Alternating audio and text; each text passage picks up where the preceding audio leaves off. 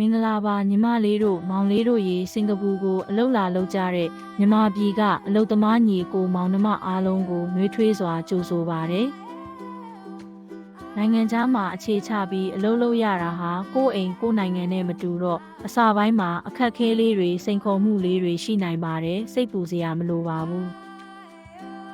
ဒီနေ့မမကစင်ကာပူမှာဘဝကိုပိုပြီးအသားကျအောင်ပိုပြီးပျော်ရွှင်အောင်ဘယ်လိုနေထိုင်လို့ရလဲဆိုတဲ့လက်တွေ့ကျတဲ့အကြံပြုချက်လေး၅ခုကိုပြောပြပေးသွားမှာပါအားလုံးအတွက်အထောက်အကူဖြစ်မယ်လို့မျှော်လင့်ပါတယ်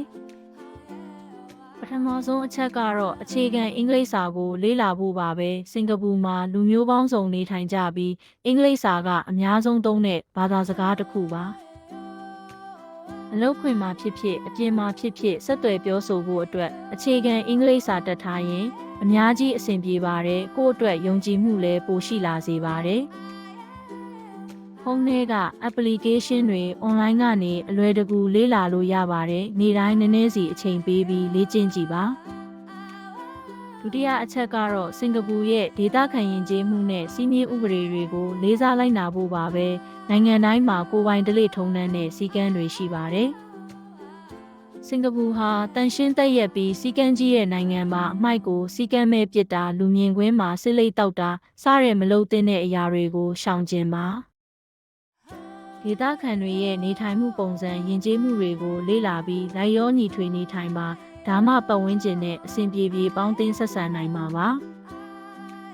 တတိယအချက်ကတော့အတူနေတဲ့အခန်းဖော်တွေနဲ့အိမ်တွင်းလုပ်တွေကိုညှိနှိုင်းပြီးဝိုင်းဝန်းလှုပ်ဆောင်ဖို့ပါပဲအများနဲ့အတူနေရတဲ့အခါနားလည်မှုရှိဖို့အရေးကြီးပါတယ်ကိုတယောက်တည်းတန်ရှင်းရေးလုပ်နေရတာမျိုးဒါမှမဟုတ်ကိုကပဲအမြဲရှုပ်ပွားအောင်ထားတာမျိုးမဖြစ်သင့်ပါဘူးအလှည့်ကျဖြစ်ဖြစ်တာဝန်ခွဲပြီးဖြစ်ဖြစ်လုပ်ကြပါ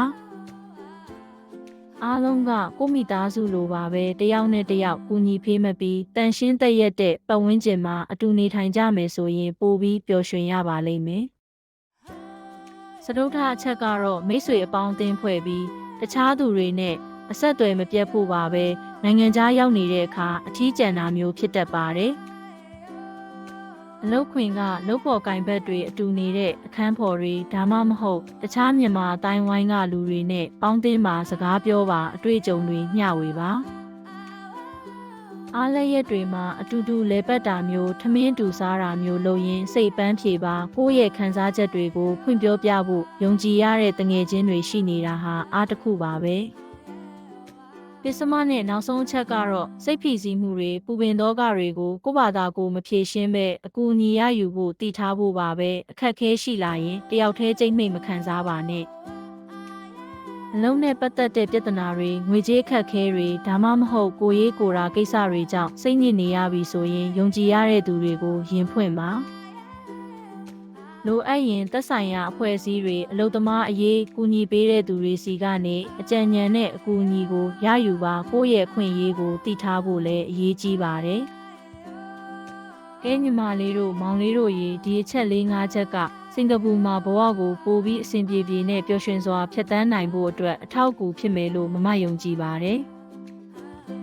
အခြေခံအင်္ဂလိပ်စာလေ့လာပါဒေသခံယဉ်ကျေးမှုနဲ့စီးမြင်တွေကိုလေးစားပါအိမ်တွင်းအလုပ်တွေဝိုင်းလုပ်ပါမိတ်ဆွေဖွဲ့ပါအခက်ခဲရှိရင်အကူအညီရယူပါဒီချက်လေးတွေမှတ်ထားနော်စင်ကာပူမှာအလုပ်လုပ်ရင်ဘဝကိုအကောင်းဆုံးတည်ဆောက်နိုင်ကြပါစေလို့မမကဆုတောင်းပေးပါတယ်အခက်ခဲတွေမေးမြန်းချင်တာတွေရှိရင် Alex Jobs ရဲ့ WhatsApp ကိုဆက်သွယ်မေးမြန်းနိုင်ပါတယ်